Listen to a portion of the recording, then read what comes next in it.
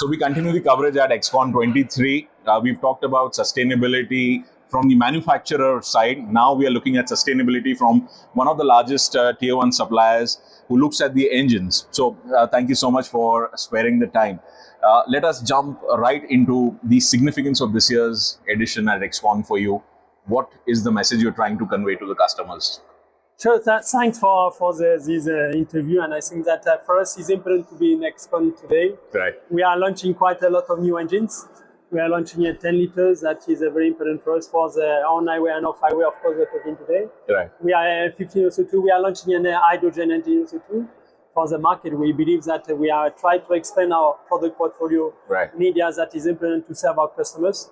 I think that our global customers and also local customers are important. This is what we try, but has been a very good show so far for us, and news has focused on decarbonization, that is important. Right. We continue to meet the emission and exceed the emission, we try, but also we are launching quite a lot of new products, especially in the hydrogen, but we are launching, was I said, a 10 liter, 15 liter, and we have a 6.7, 4.5 liters. So right.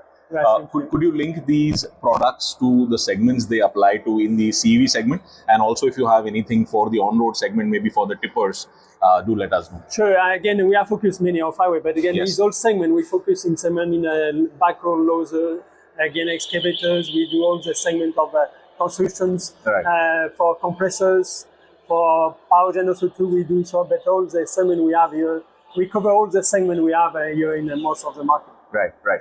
Out of these, which segment is giving you the maximum traction?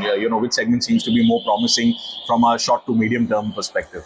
Again, on the short, again, the construction in India is growing, and we see the roads, again, many investment in construction and roads, new roads is where we on the construction we try to see, and we are focused on all the segment of the construction. Right. It's where you see the bigger growth. So would pavers and motor graders be very important? Backhoe loaders, again, we see that is growing. Right. We see most of the segment, again, that is growing in the industry. Has the customer in this segment evolved from your past learnings? Are they demanding a mix of performance and sustainability, which perhaps was not a strong case a year down the line? So it's clearly that our customers first is looking for the TCO, total cost of ownership, that is important, but also they care about the emissions. Right. And we see more demand about how we can reduce, of course, the fuel consumption, that is important, the CO2. Right. And also the new emissions, we talk about BS5 and things that is important, BS4 today, but BS5 also too. Right. And I see that we have a path for the new emissions coming. Right. But of course, they're taking care about more environment.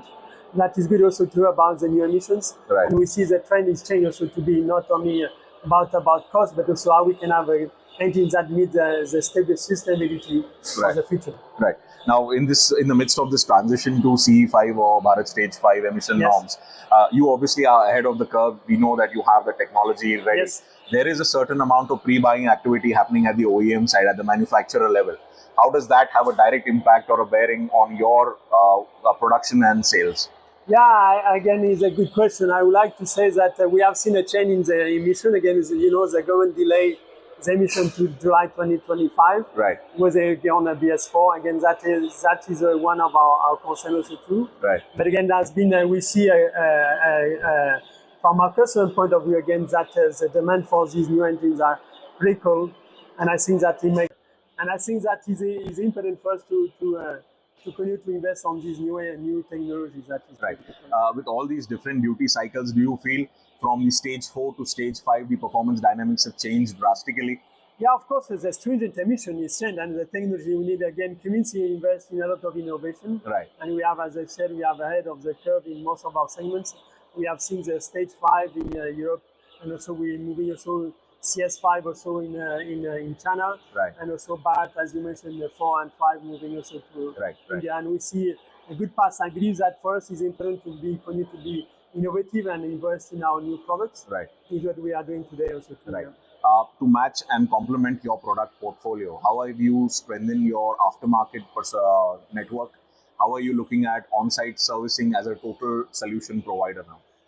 Again, we have, of course, for us, we have a very strong network in India. We have around 3,500 dealers, 28 distributors.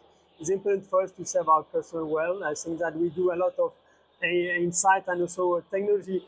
In a construction market, it's still not a very very well established to have insight and also remote monitoring. Right. It's more the on-highway, again, we start, but we are seeing a movement also to the off-highway. There will be more monitoring, but not yet today. Okay. But we are investing in digitalization so for the off-highway too in the future. Right. And to be more connected between. Are you leveraging India as a global manufacturing hub for your other markets? At what stage is localization in India for the global markets? We are again today. We are doing a few things. First, we try to make sure that our global customers, have a very good support from us for the India market. Right. And also that is important. And is our first objective to make sure we support well our global customers for India. At the same time, we see a growth potential also for export from India, and we start to see some customers leveraging the India footprint and also geopolitics also to help us also to sell across all the region, especially in East Asia and Asia.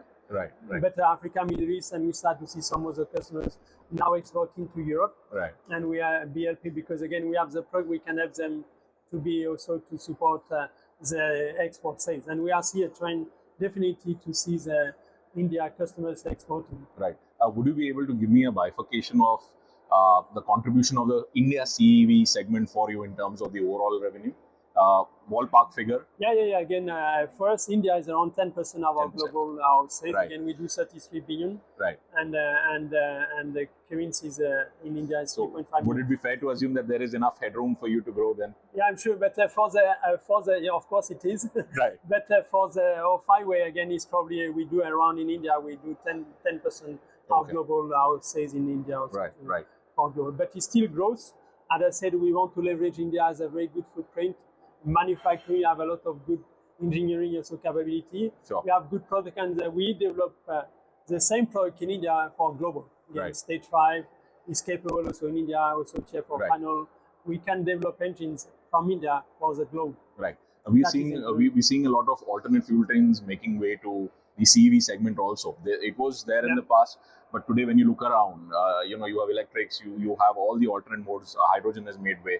So a word on alternate powertrains and what kind of a mix will you have for, say, a 3-year timeline in India? Yeah, it's a good question. Again, if I know the answer, I will but I will try to give you my answer. Again, I believe that Cummins is investing in e-fuel. Right. We have e-fuel. Again, we have been the HVO also too. We are also doing for, try to remember the different kind of fuel, but we are investing electrification also too. We do some, but again, it's still mainly in the low end, and we do fuel cell in some occasion, but it's still very hard, and we have not seen customer. Hydrogen ICE, I believe that hydrogen ICE is very exciting. It's very exciting, and I see that you can go around the show. A lot of the company are investing in H2 ICE. Right. Again, it's difficult to say 3 years. I believe the H2 ICE has a lot of promising. Right. Because again, we need alternative batteries. Have also some place in some market segments. Right. And I still can use the diesel engine will be with emission will be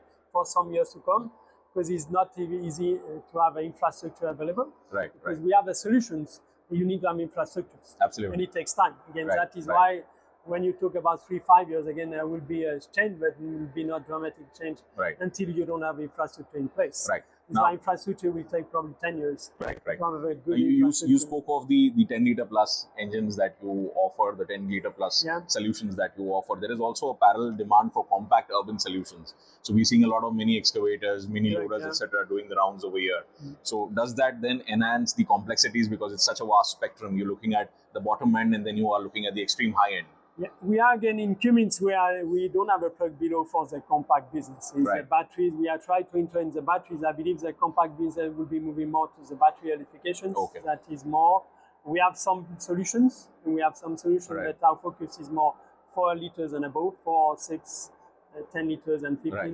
Below 4 liters, we don't have a clear product. We have some, but it's not our strength. Our strength is more above 3 liters.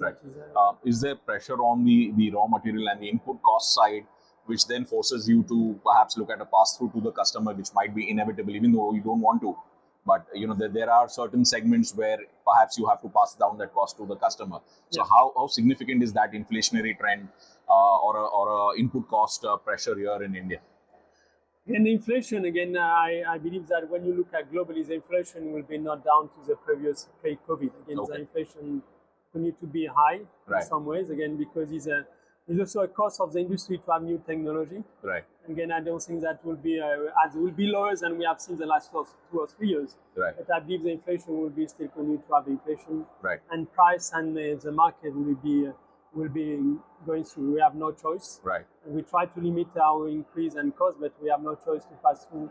Right. Because not only I know the community are fluctuating, but we have always a constrained supply chain, suppliers, constraint and sustainability of these suppliers. Right. Also, as don't help us to reduce our costs, or we have no choice. Again, we see inflation coming.